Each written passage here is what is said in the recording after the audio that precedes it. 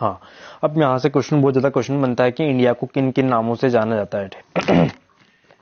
तो भारत को 4 से 5 नामों से जाना जाता है। सबसे पहले तो आपको पता है कि भारत, भारत यानी कि इंडिया, भारत और इंडिया दोनों नाम से तो जाना जाता है, ठीक है। तीसरा नाम है हमारा जम्बूद्वीप, जम्बूद्वीप से भी जाना जाता है, आर्यव्रत के नाम से भी जाना जाता है, और हिंदुस्तान के भी नाम से जाना जाता है। इन 5 नामों से जाना जाता है दोस्तों। अब इनको एक बार और रिपीट कर लीजिएगा, इंडिया, भारत, जम्बूद्वीप और आर्यव्रत। याद रखिएगा, जम्बूद्वीप और जम्बूद्वीप, जैन ग्रंथों के अनुसार भारत को जम्बूद्वीप के नाम से जाना जाता है और आर्यव्रत, ठीक है। इसके बाद इन नामों को आप याद रखिए, 5 नामों से जाना जाता है भारत को। नेक्स्ट अब इसके बाद ये है कि हमारे भारत अर्थात इंडिया राज्यों का एक संघ होगा। आर्टिकल 1 में बोला गया है, संविधान के आर्टिकल 1 में ये बोला गया है कि भारत अर्थात इंडिया राज्यों का एक संघ होगा। क्वेश्चन यहाँ से ये पूछा जाता है, पॉलिटी से जब क्वेश्चन उठता है, संविधान से जब क्वेश्चन उठता है, तो यहाँ से क्वेश्चन बनता है कौन से अनुच्छेद के अंतर्गत भारत को इंडिया बोला गया है, भारत अर्थात इंडिया बोला गया है। तो अनुच्छेद 1 में इसका वर्णन याद रखिएगा। तो अनुच्छेद 1 में क्या है, इसका वर्णन है, हमारे संविधान में वर्णन है कि भारत को इंडिया के नाम से भी जाना जाता है, ठीक है। नेक्स्ट है, इसके बाद अब इस डायग्राम में देख सकते हो इंडिया की लोकेशन, ठीक है। इंडिया जो हमारा तीनों तरफ से किससे घिरा हुआ है, समुद्र से घिरा हुआ है। इसके बाद अगर मैं बता देता हूँ कि ये तुम्हारा लक्षद्वीप हो जाएगा, ये अरब सागर हो जाएगा, इधर बंगाल की खाड़ी हो जाएगी, एक सरब। अब ये अगर बहुत सारे लड़कों को कंफ्यूजन होता है कि सर बंगाल की खाड़ी किस साइड होती है और अरब सागर किस तरफ होता है, ठीक है। तो अगर आपको इंडिया का मैप आपने देखा होगा, जिस साइड पश्चिम बंगाल होता है उसी साइड आपको बंगाल की खाड़ी मिल जाएगी। इसके बाद इधर अंडमान एंड निकोबार द्वीप देखने को मिल जाएंगे आपको, पोर्ट ब्लेयर, अंडमान निकोबार द्वीप समूह, ठीक है। पुदुचेरी वगैरह, श्रीलंका वगैरह, आपको आपके जो पास वाला कंट्री है श्रीलंका आपको देखने को मिल जाएगा, ठीक है। म्यांमार वगैरह, म्यांमार के जो आपके सीमा से लगे हुए हैं, ठीक है। 7 सिस्टर अरुणाचल प्रदेश हो गया, नागालैंड हो गया, मणिपुर हो गया, मिजोरम हो गया, इन सब आपको देख सकते हो यहाँ से। ये भूटान की लोकेशन है, ठीक है। सिक्किम भी आप देख सकते हो, सिक्किम है ना। इसके बाद नेपाल देख सकते हो आप, नेपाल ऊपर जो लगा है, चीन वाला तिब्बत वाला पोर्शन लगा है ऊपर, ठीक है। चीन, ये उत्तराखंड, उत्तराखंड से सीमा लगती है चीन की, ठीक है। हिमाचल प्रदेश है, इधर लद्दाख वाला पोर्शन हो गया, ठीक है। हमारा ये लेह लद्दाख वाला पोर्शन हो गया, जम्मू कश्मीर वाला पोर्शन। इधर जो सीमा लगती है हमारी, अफगानिस्तान हो गया हमारा, ठीक है, अफगानिस्तान हो गया। इसके बाद तजाकिस्तान हो गया ऊपर, पाकिस्तान, पाकिस्तान से हमारी सीमा लगती है, ठीक है। तो आप देख सकते हो कि किन किन देशों से हमारी सीमा लगती है, ठीक है। यहाँ से क्वेश्चन फिजिकल जियोग्राफी से बहुत ज्यादा क्वेश्चन बनता है यहाँ से, ठीक है दोस्तों। नेक्स्ट हम आगे बढ़ते हैं इसके बाद, ठीक है।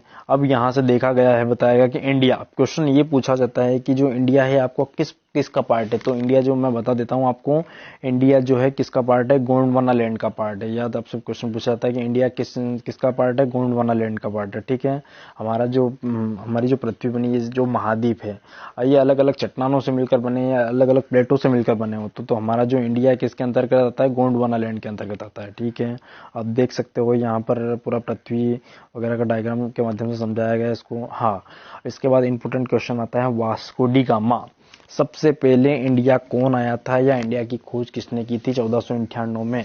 तो याद रखिएगा 1498 में वास्को डी गामा भारत आया था और उसने इंडिया की खोज की थी, नए समुद्री मार्ग की खोज की थी। और करते हुए वह कहाँ पर आया था, इंडिया आया था।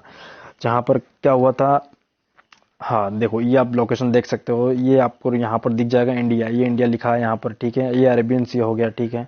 इसके बाद फिर ये कहाँ से आया था, पुर्तगाल, पुर्तगाल से आया था ये, वहां से होकर, है ना, ये यहाँ से होकर इस ओर समुद्री मार्ग से रास्ता खोज कर यहाँ पर आया था, ठीक है। ये मसालों की खोज में इंडिया आया था, है ना। तो आप सबसे पहले क्वेश्चन ये पूछा जाता है कि वह कौन सा व्यक्ति जो सबसे पहले भारत आया था। तो जो पुर्तगाली व्यक्ति वास्को डी गामा है, 1498, डेट याद रखना 1498, सन याद रखना 1498 में भारत आया था। भारत में सबसे पहले कहाँ पर आया था, वो सब भारत में सबसे पहले वो गुजरात के तट पर आया था। गुजरात के बाद फिर वो आया था केरल के तट पर। केरल में राजा जामोरिन ने उसका भव्य स्वागत किया था, ठीक है।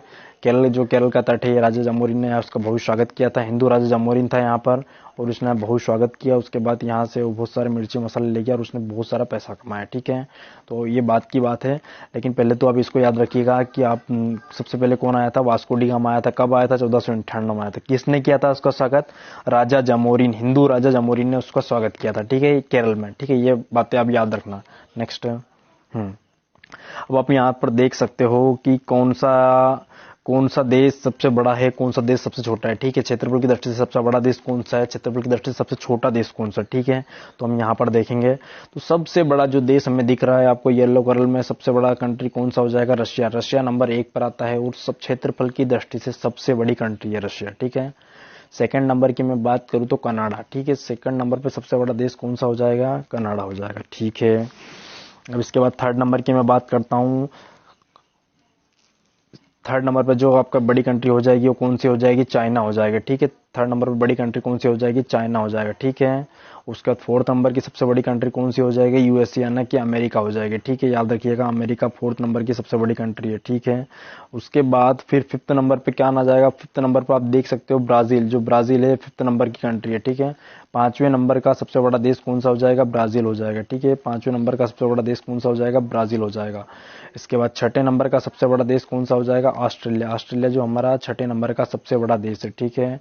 इसके बाद आपको बता देता हूं मैं इंडिया। इंडिया की जो लोकेशन है वो 7वें नंबर का सबसे बड़ा कंट्री है इंडिया। इंडिया 7वें नंबर का सबसे बड़ा देश है, ठीक है।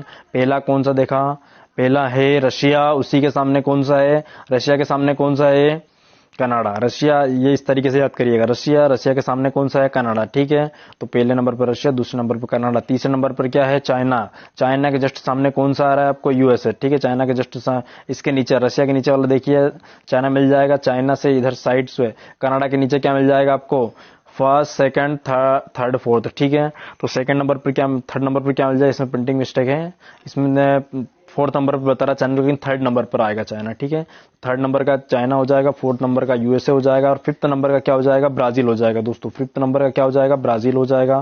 सबसे बड़ी कंट्री कौन सी हो जाएगी, ब्राजील हो जाएगी। इसके बाद सिक्स नंबर पे क्या आ जाएगा आपका, फिफ्थ नंबर पर ब्राजील आ गया, सिक्स नंबर पर ऑस्ट्रेलिया आ जाएगा और सेवंथ नंबर पर क्या आ जाएगा आपका, सेवंथ नंबर पर इंडिया आ जाएगा, ठीक है। याद रखिएगा सेवंथ नंबर पर इंडिया आ जाएगा और एट्थ नंबर पर जो आपका आ जाएगा अर्जेंटीना। अर्जेंटीना 8वें नंबर की सबसे बड़ी कंट्री है, ठीक है। याद रखिएगा 8वें नंबर की सबसे बड़ी कंट्री कौन सी हो जाएगी, अर्जेंटीना हो जाएगा, ठीक है दोस्तों। यहां तक याद रख सकते हो आप। 90वें नंबर का सबसे बड़ा देश कौन सा हो जाएगा, कजाकिस्तान। 90वें नंबर का सबसे बड़ा देश कजाकिस्तान हो जाएगा और 10th नंबर का सबसे बड़ा देश कौन सा हो जाएगा, अल्जीरिया। याद रखिए अफ्रीका महाद्वीप का सबसे बड़ा देश है अल्जीरिया, ठीक है। अफ्रीका महाद्वीप का सबसे बड़ा देश है अल्जीरिया, याद रखिएगा ये चीज, ठीक है। एशिया महाद्वीप का सबसे बड़ी कंट्री कौन सी हो जाएगी, रशिया हो जाएगी, ठीक है। और याद रखिएगा जो रशिया होता है ये यूरोप में भी आता है और ये किस में आता है, यूरोप में भी आता है और एशिया महाद्वीप दोनों में आता है। याद रखिएगा इसको, जो यूरोप वाला पोर्शन है उसको हम बोल रहे थे यूरेशिया बोला जाता है और जो इंडिया वाला पोर्शन है इसको रशिया बोला जाता है, ठीक है। तो ये चीजें आप याद रखिएगा, ठीक है। यहाँ से क्वेश्चन बनता है, ठीक है। हाँ, क्वेश्चन ये भी पूछ सकते हैं कि सबसे छोटी कंट्री कौन सी, क्षेत्रफल की दृष्टि से सबसे छोटा देश कौन सा।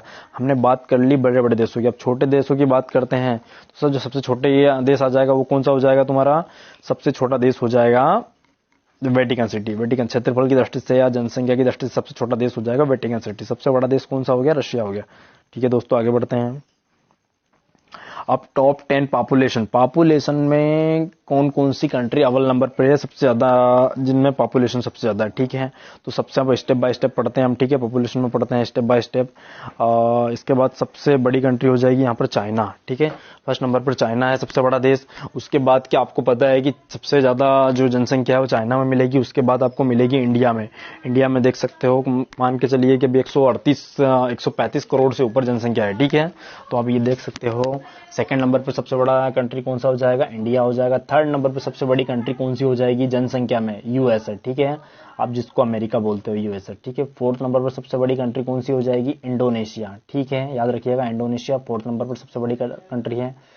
फिफ्थ नंबर पर सबसे बड़ी कंट्री जो हो जाएगी आपकी पाकिस्तान। पाकिस्तान जो 5वें नंबर का जनसंख्या में सबसे बड़ा देश है, ठीक है। छठे नंबर पर हो जाएगा ब्राजील, 7वें नंबर पर हो जाएगा नाइजीरिया, 8वें नंबर पर हो जाएगा बांग्लादेश, 9वें नंबर पर हो जाएगा रशिया और 10th नंबर पर हो जाएगा आपका मैक्सिको, ठीक है। तो ये आप याद रखिएगा, इनको एक बार देख लीजिएगा, वीडियो को पॉज करके देख लीजिएगा।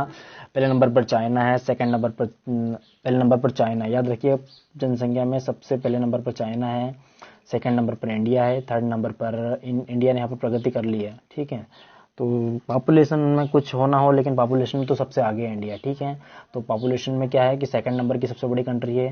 थर्ड नंबर पे हो जाएगा आपका यूएसए, ठीक है। फोर्थ नंबर पर इंडोनेशिया, फिफ्थ नंबर पर पाकिस्तान, सिक्स नंबर पर ब्राजील, सेवंथ नंबर पर नाइजीरिया, एट्थ नंबर पर बांग्लादेश, नाइन्थ नंबर पर रशिया और 10th नंबर पर हो जाएगा आपका मैक्सिको, ठीक है दोस्तों, ठीक है। आगे नेक्स्ट आगे बढ़ते हैं, ठीक है।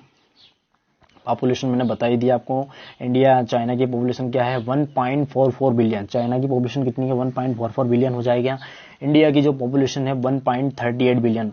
इंडिया की पॉपुलेशन कितनी हो जाएगी 1.38 बिलियन। ठीक है, बताया था मैंने 135 से 140 करोड़ 138 करोड़ के समथिंग। ठीक है, यूनाइटेड स्टेट की कितनी हो जाएगी 331 मिलियन। ठीक है, याद रखिएगा। इंडोनेशिया का 274 मिलियन। ठीक है, पाकिस्तान की हो जाएगा तो पाकिस्तान कितनी हो जाएगा 221 मिलियन। ब्राजील की हो जाएगी 213 मिलियन। नाइजीरिया की 206 मिलियन। बांग्लादेश की 165 मिलियन। रसिया की 146 मिलियन और मैक्सिको की हो जाएगी 129 मिलियन, मतलब 129 मिलियन। ठीक है, इनको आप एक बार पढ़ लीजिएगा, आराम से पढ़ लीजिएगा, देख लीजिएगा, आपको इसमें डायग्राम की वजह से बहुत आसानी से याद हो जाएगा। नेक्स्ट है, ठीक है, आपने यहाँ पर देख लिया मैप में ये बताया गया है कि कौन सा देश कितना क्षेत्रफल कवर करता है। ठीक है, एंड पॉपुलेशन में कितना क्षेत्रफल कवर करता है। ठीक है, तो यहाँ पर आपने देख लिया होगा कि ये पॉपुलेशन सबसे, ये पॉपुलेशन वगैरह का। ठीक है, नेक्स्ट हम आगे बढ़ते हैं। हाँ, अब बात ये आती है कि हाँ, सबसे बड़ा परिवार कहाँ पर देखा गया विश्व में, तो विश्व में घर के मुखिया का नाम है मिजोरम में। मिजोरम ये दुनिया का सबसे बड़ा परिवार है जिसमें 181 सदस्य, कितने सदस्य 181 सदस्य है और 100 कमरों के मकान में एक साथ रहते हैं। ठीक है, देख सकते हो कितने एक साथ उस डायग्राम में दिखाया गया है, उसके चित्र में दिखाया है कितने सारे बच्चे हैं इनके, कितने सारी पॉपुलेशन है। ठीक है, तो क्या है ये कहाँ पर है मिजोरम। मिजोरम में अपने इंडिया के अंदर है मिजोरम, और एक परिवार है जो कि मतलब 181 सदस्य हैं उसमें उस घर में। ठीक है, और 100 कमरे के मकान में रहते हैं। ठीक है, घर का मुखिया जिओना चाना, घर के मुखिया का नाम क्या है जिओना चाना। इनकी पत्नियां, कितनी पत्नी है इनके घर में 39 पत्नियां हैं। बच्चे कितने हैं 94 बच्चे और 14 बहुएं हैं और 33 पोते पोतियां हैं। ठीक है, तो इंपॉर्टेंट फैक्ट है, याद रखिएगा आप इसको दोस्तों। ठीक है, अब इसके बाद देख सकते हो यहाँ पर, हाँ यहाँ पर आप देख सकते हो ये अब तुम्हारा हो जाएगा नॉर्दर्न हेमिस्फीयर, या सदर्न हेमिस्फीयर, ये ईस्टर्न हेमिस्फीयर और ये वेस्टर्न हेमिस्फीयर। ठीक है, अब इस तरीके से आप देख सकते हो यहाँ पर, मैं आगे उनको समझाऊंगा आपको। ठीक है, हाँ, अभी यहाँ पर क्वेश्चन आपसे पूछा जाता है इंडिया की लोकेशन। दोस्तों देखिए, इंडिया की लोकेशन तीनों ओर से आपसे समुद्र से घिरा हुआ है, एक तरफ से हमारा स्थल सीमा से घिरा हुआ है। और अब यहाँ पर हम देखेंगे कि भारत का सबसे उत्तरतम बिंदु क्या है, भारत का सबसे दक्षिणतम बिंदु क्या है, भारत का सबसे पूर्वी बिंदु क्या है, भारत का सबसे पश्चिमी बिंदु क्या है। ठीक है, यहाँ से बहुत ज्यादा क्वेश्चन बनते हैं। ठीक है, तो दक्षिणतम बिंदु, भारत का सबसे दक्षिणतम बिंदु क्या हो जाएगा, दक्षिण यानी केरल, केरल के साइड सबसे दक्षिणतम बिंदु क्या हो जाएगा ग्रेट निकोबार। अंडमान निकोबार द्वीप समूह पे हमारा क्या है इंदिरा पॉइंट के नाम से हमारा क्या हो जाएगा दक्षिणतम बिंदु। दक्षिणतम बिंदु क्या हो जाएगा, कहाँ पर है ग्रेट निकोबार द्वीप पर है, और इंदिरा पॉइंट है, क्या है इंदिरा पॉइंट। याद रखिएगा, भारत का सबसे दक्षिणतम बिंदु क्या हो जाएगा, मतलब दक्षिणी सीमा कहाँ है इंदिरा पॉइंट। भारत का सबसे उत्तरी बिंदु कहाँ पर हो जाएगा, आप देखो, आप भी को पता होगा कि उत्तरी बिंदु कहाँ पर आता है, सबसे ऊपर कौन सा राज्य आता है, जम्मू कश्मीर आता है। ठीक है, जम्मू कश्मीर, जम्मू कश्मीर में उसका नाम क्या है इंदिराकुल, उस स्थान का नाम क्या है इंदिराकुल। दक्षिणतम बिंदु इंदिरा पॉइंट, उत्तरी बिंदु इंदिराकुल, पश्चिमी बिंदु क्या हो जाएगा सरकरी गुजरात, पश्चिमी बिंदु क्या हो जाएगा सरकरी गुजरात हो जाएगा, और सबसे क्या हो जाएगा पूर्वी बिंदु क्या हो जाएगा वालंगू अरुणाचल प्रदेश में, वालंगू क्या हो जाएगा अरुणाचल प्रदेश में। ठीक है, मुख्य भूमि की दक्षिण सीमा, मुख्य भूमि, अगर क्वेश्चन आपसे पूछ ले कि मुख्य भूमि की दक्षिणी सीमा क्या हो जाएगा, फिर तो आपको बताना है कन्याकुमारी तमिलनाडु। ओके दोस्तों, ये सब क्लियर है, नेक्स्ट आगे बढ़ते हैं। हाँ, तो अब मैंने बता दिया अंडमान निकोबार द्वीप समूह पर, यहाँ आइसलैंड पर क्या है तुम्हारा सबसे ग्रेट निकोबार है, इंदिरा पॉइंट है। ठीक है, आपने पढ़ लिया है ये। हाँ, अब यहाँ पर क्वेश्चन पूछा जाता है आपसे कि भूमध्य रेखा क्या होती है, मकर रेखा क्या होती है, कर्क रेखा क्या होती है, ट्रॉपिक ऑफ कैंसर क्या होता है, इक्वेटर क्या होता है, ट्रॉपिक ऑफ कैप्रिकॉर्न क्या होता है। तो ये क्वेश्चन यहाँ से मैं आपको बता देता हूँ। जो सबसे आपको बीचों बीच की जो रेखा दिख रही है, पहले तो आपको यहाँ पर भूमि का क्या बना है, आपको ग्लोब के माध्यम से दिखाया गया, पूरी पृथ्वी को ग्लोब के माध्यम से दिखाया गया। तो हम यहाँ पर देखते हैं जो पृथ्वी के बीचों बीच है ना, भू है ना होता है पृथ्वी, और इसके मध्य से जो रेखा खींची गई है उसको क्या बोला जाता है, इसको इक्वेटर बोला जाता है, या फिर उसको भूमध्य रेखा भी बोल सकते हैं, या विषुवत रेखा भी बोल सकते हैं, तीनों नाम से इसको जाना जाता है।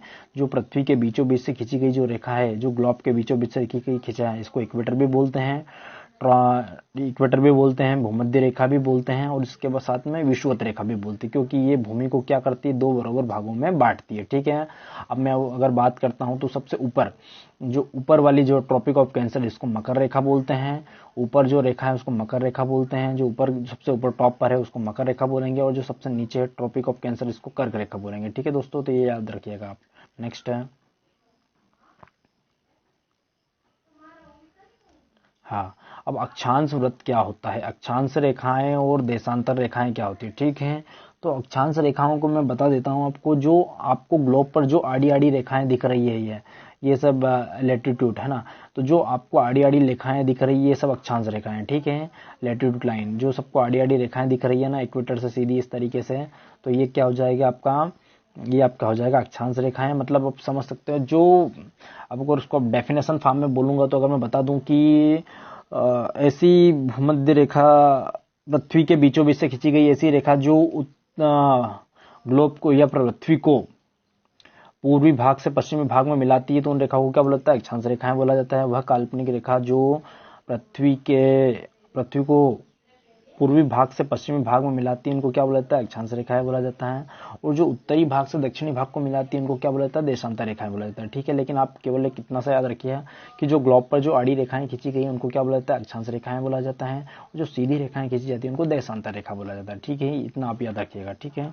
तो ये आड़ी रेखाएं, ये अक्षांश रेखाएं और वास्तव में नहीं, ये केवल काल्पनिक होती है, ओके। इसके बाद फिर ये हो जाएगा नॉर्थ पोल हो जाएगा, नॉर्थ पोल हो जाएगा, ये साउथ पोल हो जाएगा, ठीक है। ये नॉर्थ पोल, ये साउथ पोल, ठीक।